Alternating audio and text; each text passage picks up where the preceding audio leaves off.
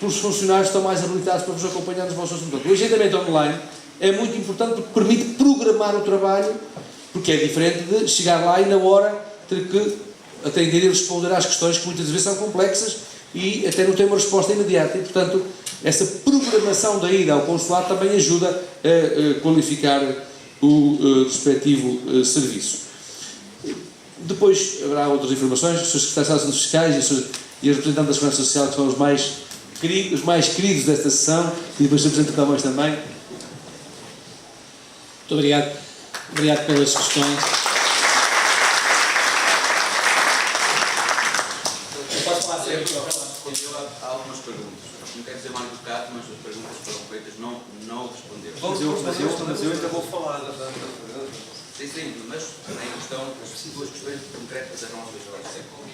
Eu posso falar sem microfone, tem que ser comigo. Siga o microfone. Não, houve uma pergunta concreta do Sr. Conselho que foi respondida, nomeadamente quanto é que representa a receita da taxa na Suíça e quanto é o investimento feito na educação na Suíça. Essa foi uma pergunta concreta, teve uma resposta concreta também. Quando eu com a minha pergunta, entrar na minha pergunta já tinha esse contexto. O contexto era porque só 4 países... Sr. Presidente do Instituto de Camões já vai complementar a resposta, está bem? A escola no Brasil e não na... Essa foi uma das perguntas. Vamos aqui à parte fiscal e o Sr. Presidente do Camões já complementa aqui a parte da língua portuguesa. Bom, relativamente à parte fiscal, eu gostaria de chamar a atenção de todos para o seguinte: é muito importante que nesta matéria fiscal que nós consigamos, junto dos serviços de finanças, obter todas as informações para que nós possamos estar convenientemente esclarecidos sobre quais as várias oportunidades que temos para funcionar com o sistema. E do ponto de vista das finanças em Portugal, nós temos vários canais de comunicação. O portal das finanças, onde podem aceder e que tem informação bastante útil e que sempre que forem a Portugal aproveitem a oportunidade para, junto de um serviço de finanças, requererem a vossa senha, para que com uma senha vocês possam aceder às finanças e verem a vossa situação aqui na Suíça, verem através do portal a vossa situação tributária. E, portanto, isso é muito importante, aproveitarem, tirarem uns minutos quando forem a Portugal e vão aos serviços de finanças pedir a senha de acesso à vossa conta da autoridade fiscal e, sempre que tiverem uma dúvida mais urgente e que estejam em Portugal e que não consigam através do portal, existe um centro de atendimento telefónico que ganhou imensos prémios, que é reconhecido por toda a gente em Portugal como funcionando muito bem, e esse centro de atendimento telefónico, eu, se quiserem depois posso repetir o número, mas eu vou dizer o número porque ele está disponível e funciona muito bem em termos de atendimento. Colocam o indicativo de Portugal, o 351, e depois ligam o 21 7206 707. Ele está no portal das finanças, se quiserem depois posso repetir o número. É muito importante, 21 720 6707. Tem que se colocar primeiro o indicativo. Porquê é que eu digo que é importante? Porque na matéria fiscal, isso acontece aqui na Suíça, como acontece em Portugal, muitas vezes nós não conseguimos compreender bem a forma como o sistema está feito. E a culpa não é nossa. A culpa, eu às vezes costumo brincar e dizer eu não quero fiscalistas porque só me complicam. Porque se há coisa que devia ser simples para as pessoas perceberem são os impostos. Porque é a forma como nós nos relacionamos com o Estado. Nós temos o direito de saber como é que pagamos, para que é que pagamos. E a verdade é que é sempre muito complicado. E portanto eu admito isso e nós estamos a fazer um esforço enorme de simplificar as notificações e dar melhor informação. E por isso estes canais eu peço para não tomarem decisões relativamente a questões de impostos sem antes confirmarem junto dos serviços de finanças, seja pela internet, seja presencialmente, seja através do telefone. Porquê? Porque isto reconduz-me à questão que estava aqui a ser colocada relativamente à tributação das reformas, etc. Vamos por partes e vou tentar ir por partes e depois podemos ver especificamente se entendemos. Primeiro ponto.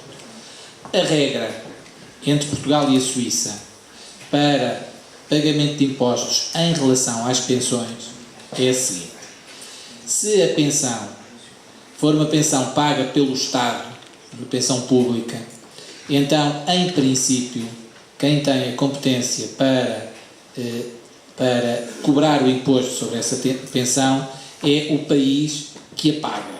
Em princípio é este. Tem exceções. Por exemplo, um português que ganha uma pensão pública da Suíça, que vá para Portugal. Ora, se for residente fiscal em Portugal e nacional em Portugal, é um dos casos em que passa a ser a autoridade portuguesa a competente para fazer a tributação da pensão. Agora, a regra é que quando é a pensão pública, onde nós temos que pagar o imposto é no Estado que a paga. No que diz respeito, e isto entra muito com a questão do segundo pilar, mas, repito, tem sempre que confirmar a situação em concreto. Quando a pensão é paga por uma entidade privada, quando não é a pensão paga pelo Estado, nesse caso, as regras entre Portugal e a Suíça é que essa pensão é tributada no Estado onde eu tenho residência fiscal. Portanto, se eu vivi a minha vida toda na Suíça, vou voltar para Portugal, voltando para Portugal e tendo residência fiscal em Portugal, porque é diferente residir em Portugal e ter residência fiscal em Portugal, portanto, nesse caso, então será Portugal a poder taxar essa pensão. Bom, indo um bocadinho mais à frente, como é que há pouco dizia, por isso é que eu digo que é muito importante ir ver a situação às finanças, digamos assim, eu não vou levar a minha pensão para pagar 45% da pensão. Bom, e a resposta que eu lhe dou é assim, lá está, é o complicómetro que ligam os fiscalistas. As tabelas dos escalões são muito enganadoras, porque, desculpem, agora vou utilizar uma linguagem mais técnica, mas depois para ir ao ponto, que é, nós temos um sistema de IRS em que temos vários escalões de rendimento. E depois há um escalão que efetivamente, que é neste momento entre 36 mil euros e 80 mil euros, que tem lá uma taxa à frente que diz 45%. Bom, só que esta taxa é uma coisa que os fiscalistas chamam de taxa marginal. O que é que quer dizer este palavrão? Quer dizer, não é a taxa que... Ou seja, se eu receber 60 mil, eu não cobro 45%, o imposto não é 45% sobre 60 mil. É muito mais complicado. Bom, o que é muito mais complicado? É aquilo que depois chamamos uma outra coisa, que é a taxa média. O que é que isso significa? Como nós temos por escalões, é como se fosse um queijo suíço. Então é assim, primeira fatia, os meus primeiros 7 mil euros, a taxa que eu vou aplicar são 14%. Depois dos 7 mil até aos 10 mil, vou aplicar uma taxa de 23%. E por aí fora, ou seja, vou partindo as várias fatias, o que faz com que esta taxa marginal de 45%, no final, corresponda a uma taxa média inferior a 45%. Pronto. E, portanto, cuidado com ir à tabela e aplicar diretamente. Não é assim que se aplica. E depois, como os fiscalistas ainda gostam mais de complicar, isto depois ainda avança mais. Porquê? Como é que funciona, por exemplo, nas pensões? Imagino que eu tenho uma pensão de 60 mil euros. A primeira coisa a fazer é uma coisa que chamam de dedução específica, ou seja, há 4.104 euros, penso que é este valor, que não é tributado. Portanto, essa fatia do queijo sai logo a zero. E, portanto, só a parte seguinte dos 4.105 até à questão dos 7.091 é que depois, dos primeiros 7.091, portanto, isto volta ao zero, é que começa a contar. Portanto, está a ver, logo aqui baixa ainda mais a taxa média. Mas como ainda complicamos mais, pois ainda todas as pessoas têm direito a deduzir despesas. O que é que isto quer dizer?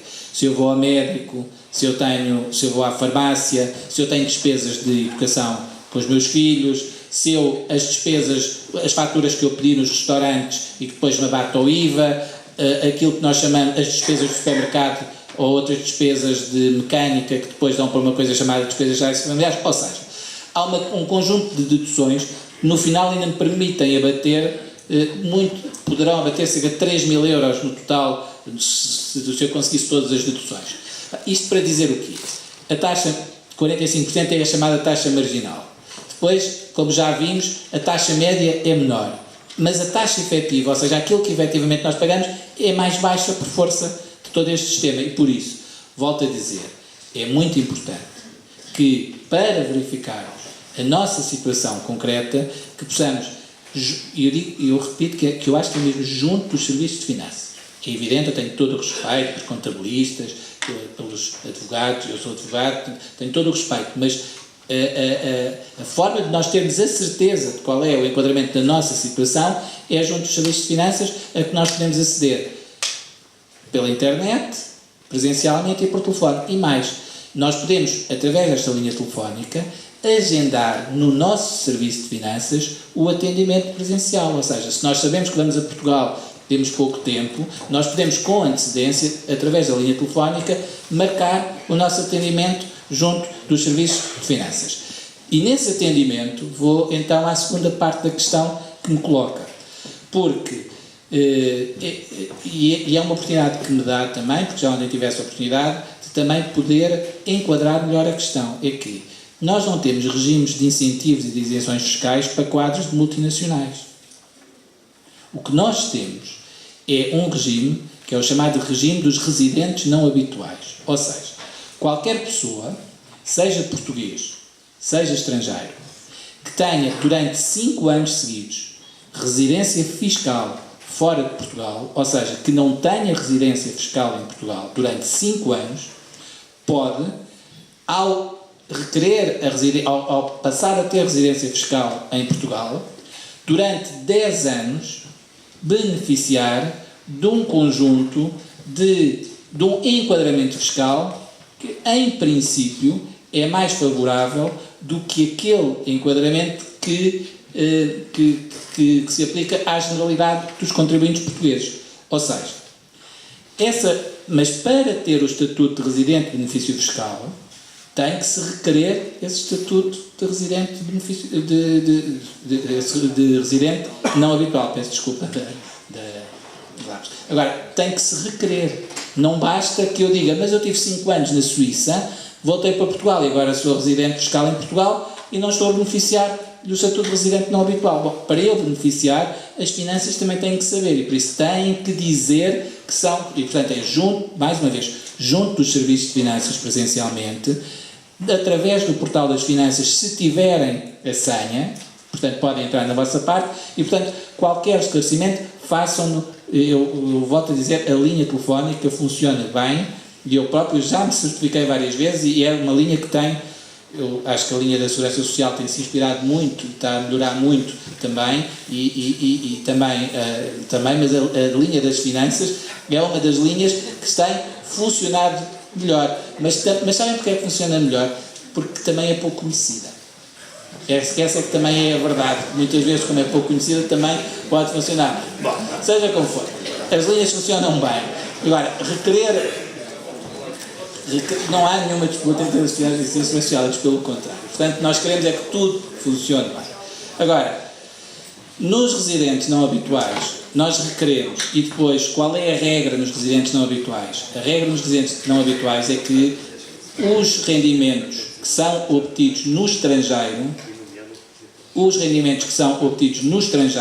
seja por portugueses, seja por pessoas de outra nacionalidade, em princípio, ao abrigo do regime de residentes não habituais, não são tributados. Esta é que é a regra do regime de residentes não habituais durante 10 anos. Tem que pagar os impostos no país. Aquilo que eu iria chamar a atenção para o seguinte, que é, não é inocente eu dizer que é preciso ver junto das finanças qual é a situação concreta, porque cada país tem uma convenção para tributação própria, tem formas de interpretação própria. O tipo, por exemplo, vou dar um exemplo, que se calhar é o exemplo que está por se passar na maioria das pessoas da sala, nas pensões. As pensões, há uma regra específica que eu procurei enunciar de como é que se tributa nos termos do acordo que temos entre Portugal e a Suíça. E depois, os residentes não habituais, há uma regra para tributação de pensões oriundas do estrangeiro. E há 2 circunstâncias, e elas, em princípio, que sendo um rendimento considerado rendimento no estrangeiro, podem não ser tributadas. Eu volto a sublinhar, podem. Agora, o que é importante é verificar a situação concreta, porque muito provavelmente não se está a ter o enquadramento correto E é preciso, junto dos serviços de finanças que estão capacitados para o fazer, poder averiguar essa situação.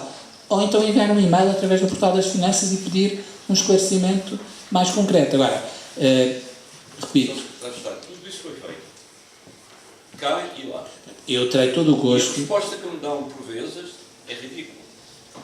Tentam insinuar que eu, com a questão levantada, procuro discriminar o povo, os trabalhadores de Portugal no sistema de impostos. Bom, vamos lá ver uma coisa. O vosso serviço. Vamos lá ver. Eu não sei em que termos é que a resposta é dada, nem em que termos é que a questão é colocada. Aquilo que diria é o seguinte.